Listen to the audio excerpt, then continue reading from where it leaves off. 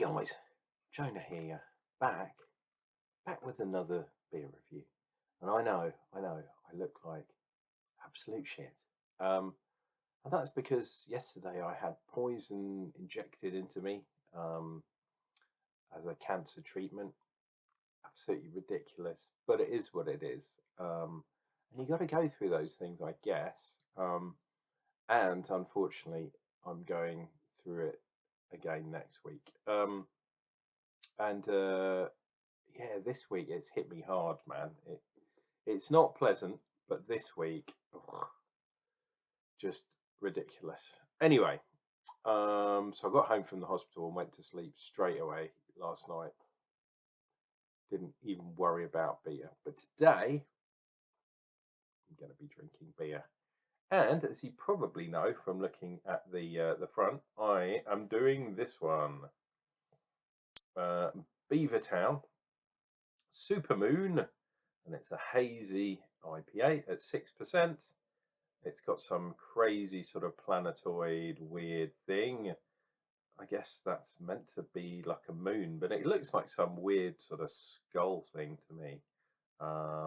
Yeah, a little bit like, where is he? The Beavertown skull thing. Which is cool, but I really like the can. I think the can's pretty cool. Hazy IPA in the Nipah style, so I'm led to believe. Contains barley, wheat, yeah, oats. I was going to say yeast. It doesn't actually say, but I'm sure it's got some sort of yeast in there, and all sorts of other goodness. That yeah. So it says, throw it in the bin because it's aluminium. Don't go near pregnant ladies because they're dangerous. Don't go near cars because they might run you over if you're drunk. So yeah, there we go. Looking good. Now, this one, unlike the other day, I don't know if you can see that, he's a bit squishy, so I'm not so worried about this one exploding, but you never know. So I'm going to give it a pressure test. And I believe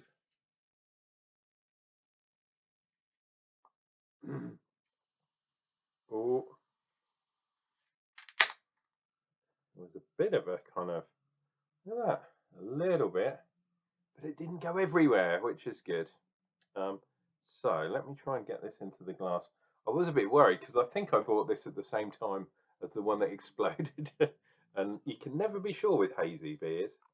There's something about them that causes things to go a bit funny. You know what I mean? So let's get this bad boy into a glass. That is looking pretty good. And it isn't that hazy, which is surprising. Right, there we go. So let's do this. Get it right, and you'll know I've done it right because it'll be on the front of the video. Hey, whoa, lovely jubbly. Right, so it is hazy, but it's not like a murky kind of milkshake thing. I mean, it looks a bit like one, but can you see through there? You should be able to see roughly through there. But it is hazy, but it's not like a super haze. And should have done that already. Fast disappearing head. I think it was probably a finger's head when we started, and it's now gone since there. Nice, lovely white bubbles, fast disappearing. You can see them there forming with the carbon dioxide made from the brewing process, the fermentation process, I should say. And oh my god, there is just an obscene amount of kind of tropical things going on. Things like pineapple. I'm also getting kind of an apple-y kind of thing, which sometimes isn't good, but or green, some sort of green, maybe pear, maybe not apple, maybe pear, like a cord fruit. There are others, but yeah, sort of like a pear, kind of pear drops, a candied pear, like a fruity kind of pear. So I think this is going to be sweet as well. 6% in a reasonably big can, 440. Okay, it's not as good as a 500, and it's definitely not as good as a pint, but not too bad at all. Cheers and beers, dear viewer. Hopefully this will make me feel better, and at 6%, I think it will. Let's dive in.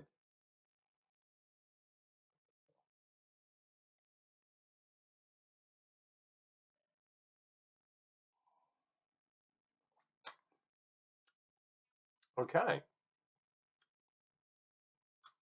reasonably hoppy. When I say hoppy, I mean sort of generic kind of green hops. I always go to Citra because that's the one that's kind of green, with a bit of hedgerow, and is the most grown hop in the world. I think I've said that one before. Um, but there's fruit there too, and it's not like the last couple of beers I've had have been these really like sour, pith heavy beers. This one isn't, and it's not super sweet either. It's a really nice balance, um, and it's not too juicy either. So the wheat and the oats are doing their thing, creating that creaminess, which I kind of like. Um, and there's fruit there too, but not like I'd say pineapple, pear perhaps can be juicy, um, because you can get pineapple juice and you can get pear juice, but it's not juicy in the way a beer is juicy and kind of washes your palate, cleans your palate, makes your mouth kind of create water and clean your whole mouth. This doesn't do that.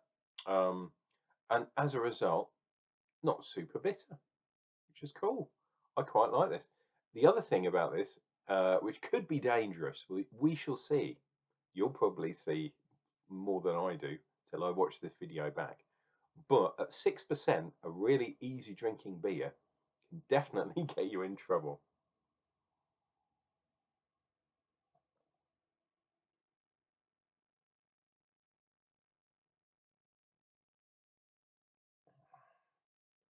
Oh, this is so easy to drink. And look, we have got a nice line here and a nice line there, which I call tide lines. I'm not sure exactly what they're called, but um, it's not coating the whole glass in foam, um, which is often a really good sign. But it's definitely got the lines there, which is also good. Um, what else have we got? There's some other fruits in there too, but when you have lots of fruits and more than one, things do kind of tend, well, especially for me, tend to meld together and making it difficult to bring out the individual fruits. But I would say definitely pineapple, definitely pear, maybe some type of hmm, maybe some type of sweet grapefruit, if such thing exists, or maybe melon might be a better way of describing it. Another one of those kind of tropically, not that pear's tropical, but pineapple is, um, that sort of juicy fruit. Um, but weirdly, in a sort of not in a juicy way, maybe more in a candied way. So like a candied sugar or pear drops, perhaps, which can be a sign of dodginess within the fermentation and off flavour, shall we say. But not in this case. I'm not getting that. Pear drops, I think, usually is, what's that one called? Acetylide or acetaldehyde, which is a well-known off flavour in beer. But I'm not getting it as an off flavour. I'm getting it actually as a fruity flavour. So I'm sure that's what it was supposed to be in there. Doesn't really say much on the can, about the history of this.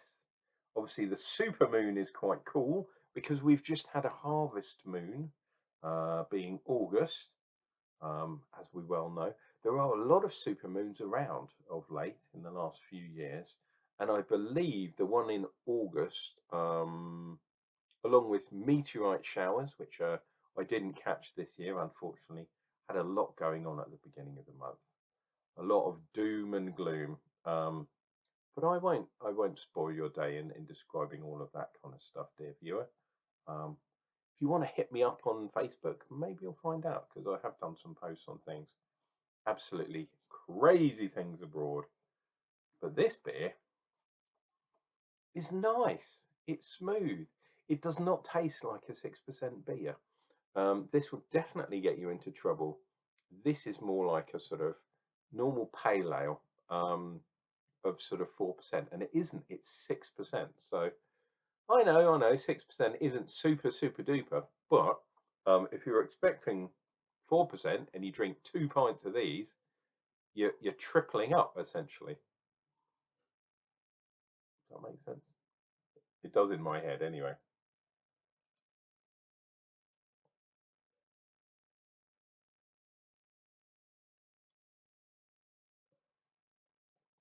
Wow, that, my goodness, is easy drinking. And like I said before, you can easily get in trouble.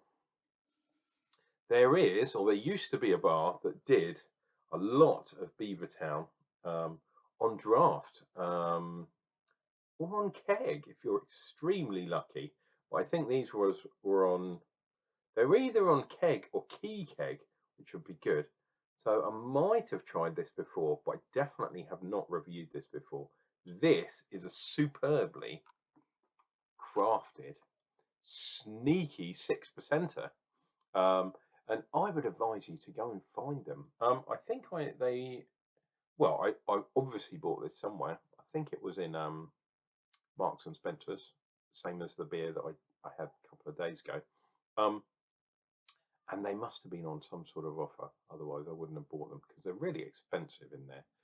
But if you see Beavertown on tap in your favourite bar, I would advise you to go for it. Try it out. Obviously, you don't like IPAs, don't, because it is one of those modern kind of style. A lot of their beers are, although I think they do dark beers too. But usually it's an IPA or two, and usually, dear viewer, this pains me to say it, but usually quite expensive.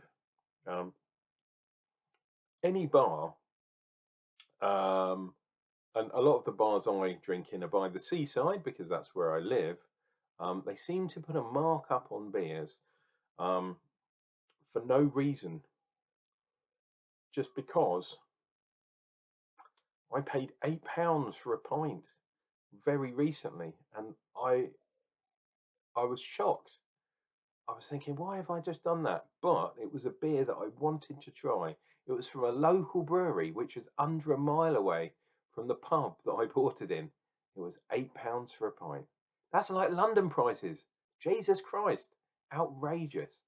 I much prefer old man's pubs and the dreaded Weatherspoons.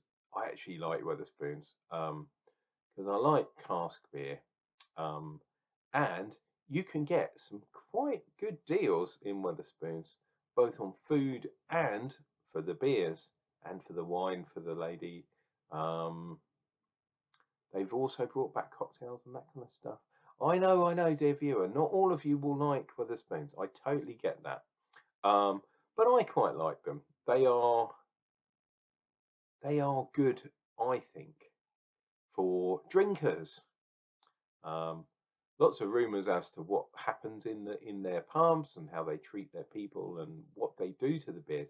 But I have to say, it's very rare that I've had an absolute shocking bad beer in Weatherspoons. I have had one um, on more than one occasion, but generally the beers are pretty good. So, hey, if you haven't been to your Weatherspoons for a while, give it a go. The prices have gone up, so don't be surprised. I was very shocked how much the prices had gone up, but hey, it is what it is.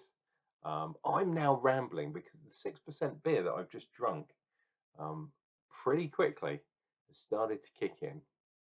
Anyway, dear viewer, if you're still with me, that means you obviously like what I'm saying. or amused by my rantings. So please click like and subscribe down below, and then you'll never miss another one of my videos. And until then, dear viewer, take care of yourselves, take care of each other, and we'll be back for another beer review real soon.